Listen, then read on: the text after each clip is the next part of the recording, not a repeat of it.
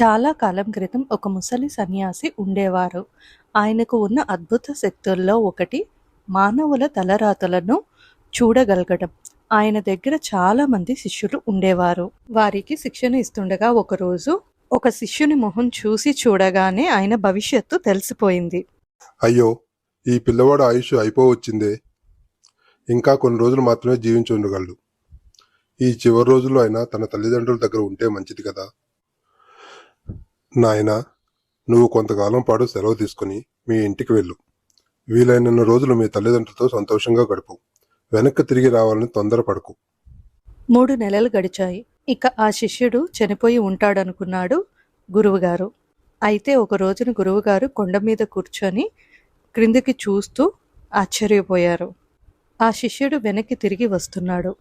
అతని ముఖంలోకి తదేకంగా చూసిన గురువుగారికి ఇప్పుడు అతడు పండు ముసలివాడయ్యేంత వరకు జీవిస్తాడని అర్థమైంది.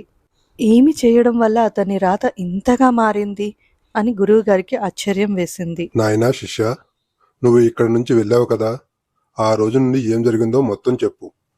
ఆ శిష్యుడు తన ఇంటికి ఎలా చేరుకున్నాడో చెప్పాడు. మధ్య దారిలో తను చూసిన ఊళ్ళను గురించి, తను దాటిన పట్టణాలను గురించి చెప్పాడు. తను ఎక్కిన కొండల గురించి, తను దాటిన నదుల గురించి చెప్పాడు. ఇంకా ఏమన్నా విశేషాలు ఉన్నాయా శిష్య? అవును గురువుగారు, ఒక సంఘటన జరిగింది. ఒకసారి నేను ఒక వాగును దాటాల్సి వచ్చింది. వరద వచ్చి ఉండడం చేత ఆ వాగు ఉధృతంగా ప్రవహిస్తుంది. వాగు మధ్యలో ఒక చిన్న మట్టి కుప్ప నిలిచి ఉంది దీపంలాగా. ఆ మట్టి కుప్ప మీద ఒక చీమల గుంపు ఎటు పోయేందుకు వీలు కాక ప్రాణభయంతో కొట్టుమిట్టాడుతున్నాయి. కొద్దిసేపట్లో ఆ మట్టి కుప్ప కరిగిపోబోతుంది. చీమలన్నీ నీటిలో మునిగిపోబోతున్నాయి. నాకు వాటిని చూసి జాలి వేసింది.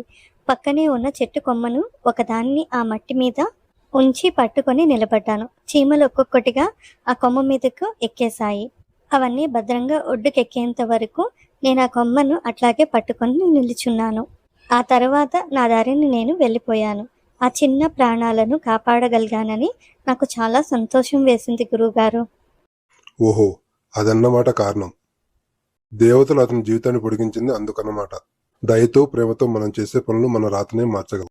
మంచి పనులు చేయడం ద్వారా మన తలరాతను మనమే మార్చుకోగలము. కథ కంచికి మనం ఇంటికి.